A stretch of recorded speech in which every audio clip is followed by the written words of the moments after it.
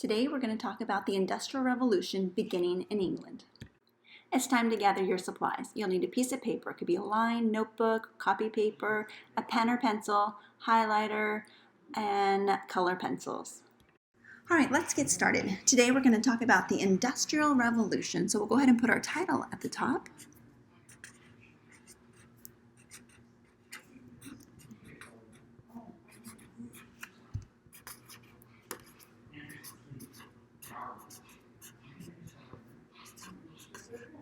The Industrial Revolution, and I'm going to underline it here because it's important to know that this is our start.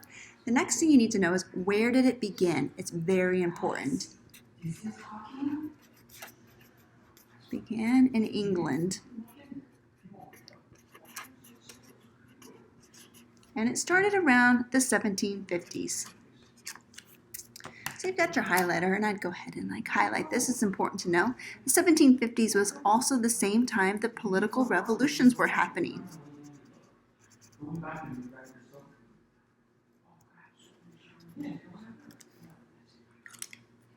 All right, so what we're going to do is we're going to look at what we're going to do is we're going to make a flow map. So on your paper, some notebook paper, I've got my notebook paper set up horizontally. You can do it vertically, doesn't really matter.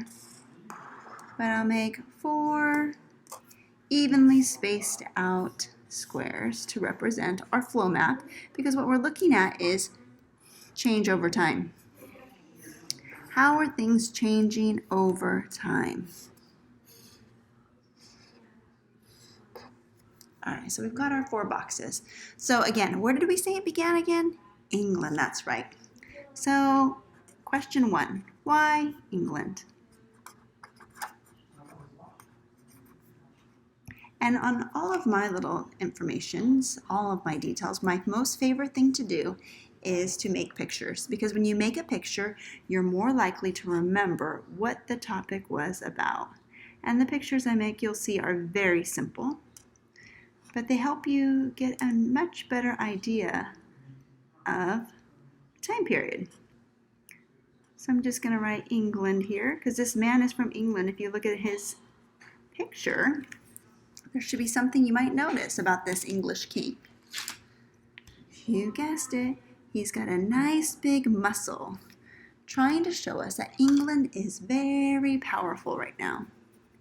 And because they're growing in power and they're growing in strength, what they want to do is support business. And when this Industrial Revolution starts, it's going to be a big business boom, and they're going to jump on board and get with the times here. So one thing that they like is what we call capitalism.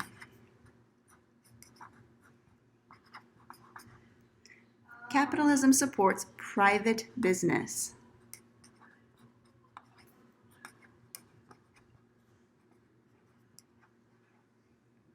They also have a good location. England is an island. They have many rivers. They have many canals. They are surrounded by oceans, perfect for shipping.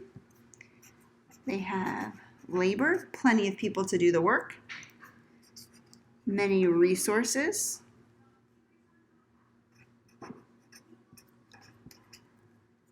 And because of their situation here with growing in trade, with England sends off ships to India with the British East India Company, they start generating a lot of wealth.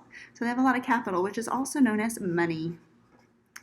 Many banks ready to invest in new businesses.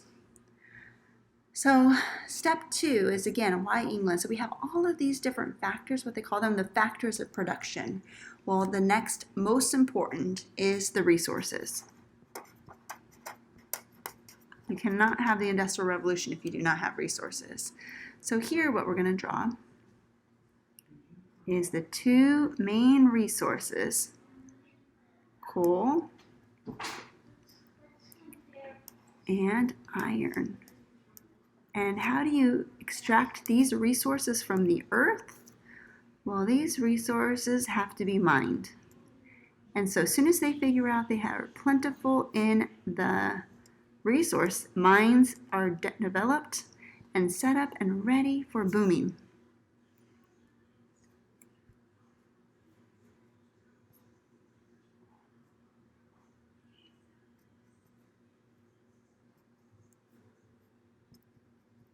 and they are going to start producing lots of wealth, giving these resources. So the mine industry, which we'll be talking about very soon. Manchester is going to become one of the biggest mining cities in all of Britain, which is the same thing as England. Also the same as UK, as you might be reading about in the textbook. All right, so with these two resources, what do we need to know? Let's first talk about coal. Coal is something that must be burned.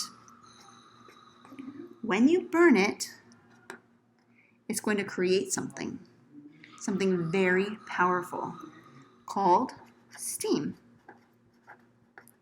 And if you've ever seen steam, like you've boiled a pot of water for some macaroni or pasta, steam is very powerful. If you leave it at a roaring boil for a long time, it could pop the top off that pan.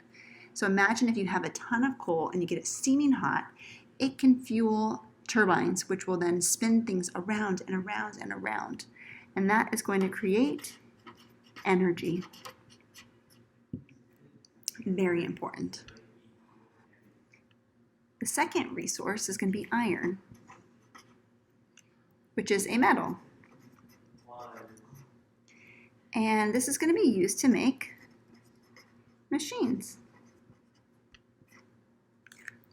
They are also going to use it to make steam engines. They're going to use it for bridges, for railroads, all kinds of different things to help the Industrial Revolution continue. All right, so now that we've got the resources, something else has been happening that's very important. We need another place for people to work, and that place is called the factory. But there's many different elements going into this. So the pictures I'll draw for this will be a factory. And then let's draw at the top some pollution being done here.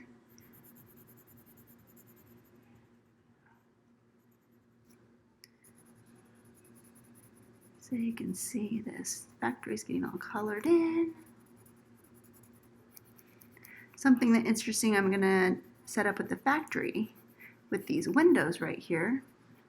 They're not just clear glass windows, but I'm going to make them yellow, telling us that this factory can run both day and night because a new invention happened during the Industrial Revolution called yep, you guessed it, the light bulb. And I'm going to make some black smoke coming out of the factory because it's also going to be one of the negative effects of the Industrial Revolution, which is pollution. All right, so to make this factory system work, what do you need to have? You must have workers. It cannot develop without workers. So where's all these workers going to come from? A few factors have happened. Number one, agriculture is starting to improve,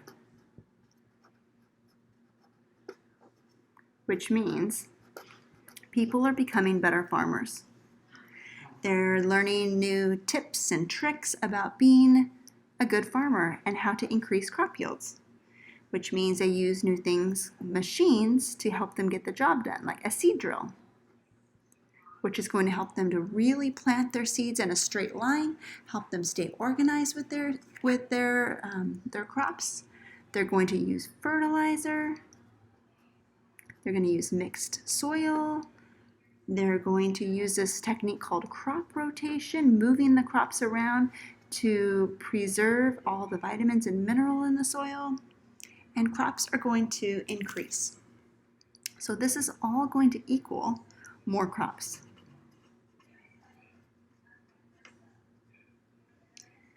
When there's more of something, this is a kind of economics ideas. When there's more, that means it's going to be cheaper,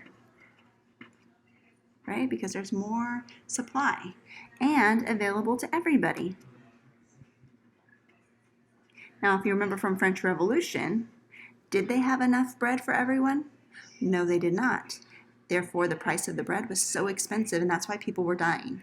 Well, now because there's so many different types of crops and very nutritious food that people are starting to eat, people have access to this, and guess what happens? You guessed it. Population is going to go up because now people will start to live longer.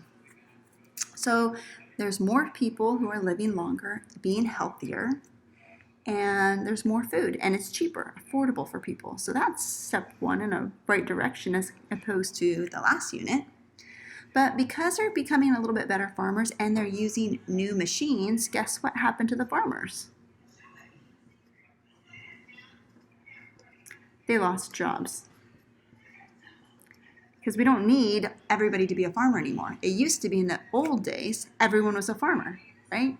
You either were a farmer or you were a city worker. Well, there's not a need for all of these farmers. So what are they going to do? Just stay in their little village and feel sorry for themselves? No. They are going to, let's actually make this note here, because of machines. They're going to have to leave their village and go to the city.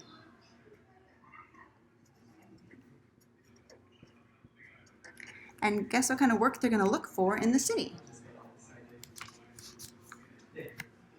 They're going to look for work in the factories, in the mines. And this is called urbanization.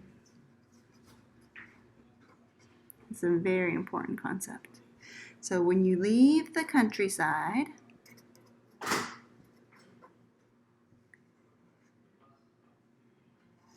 and you find your way to the city,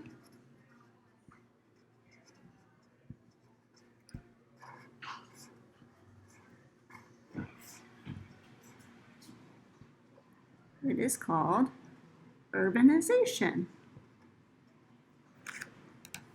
So I'm going to draw this picture here. You'll notice they are leaving on the dirt road. Before you know it, this land will all be paved with cobblestones. So the rural countryside is where these people are living.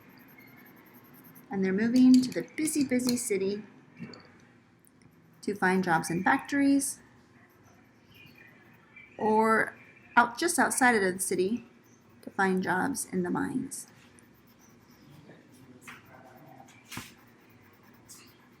So life is definitely changing. Before this time, people used to live in their cities and die in their cities and never ever dream about going anywhere else.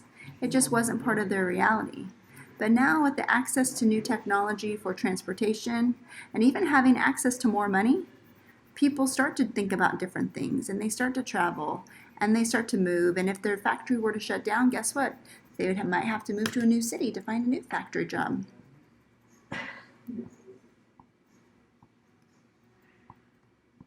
And just like that factory, in the city, there's lights.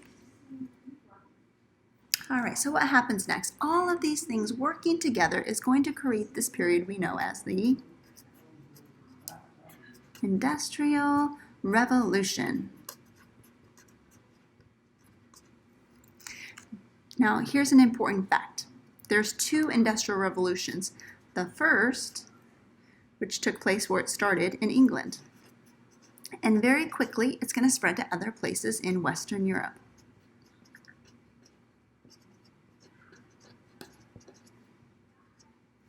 And then it's going to kind of keep going for a while.